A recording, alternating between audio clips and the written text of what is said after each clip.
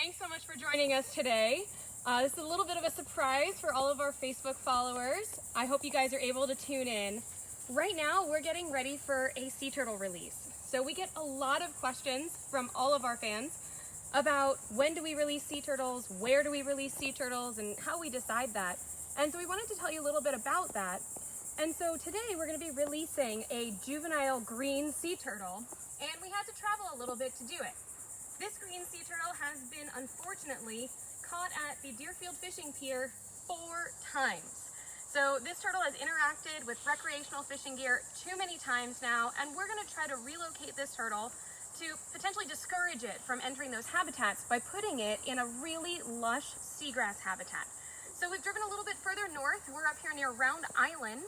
And there's a beautiful seagrass habitat behind me in this lagoon that's great for green sea turtles and is potentially going to be a better habitat and a safer place for this sea turtle, who unfortunately seems to have learned that piers do provide a source of food.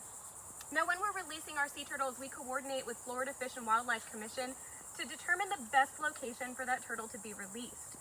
So juvenile sea turtles are typically a little territorial. They stick to a particular area and they have a home range. So they usually need to be returned to a similar area or a similar habitat type to make sure that they're in an appropriate place for that turtle.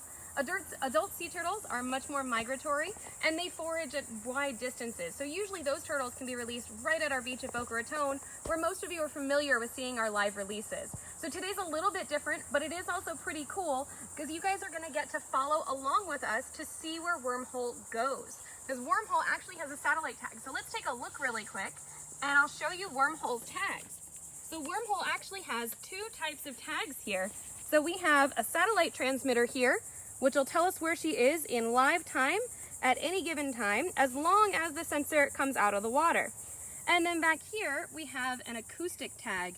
And it's a different kind of tag that only tells us where she is if she happens to swim by a transmitter. We use these in areas where there are arrays with receivers to tell us where that turtle is. Now you can see Wormhole's pretty ready to go, and we're gonna let her head back here just a second. So that acoustic tag might tell us where she is if she swims by one of those receivers. We have some receivers set up in Boca Raton so that we can keep an eye on some of our local turtles, and we're gonna be relying on some receivers that other folks have in the water to learn more about her.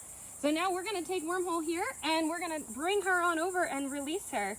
Now Wormhole is probably gonna take off. This is gonna be pretty quick. She's been ready to go here for a while now. And we're just gonna get her a little bit further out in the water here so that she's not getting tangled in these mangrove roots at all. And then you can see she's ready to go, guys. All right, here she goes. Good girl. All right, usually takes a second for them to get their bearings, but keep an eye out. She might pop her head up to take a breath real close to shore here.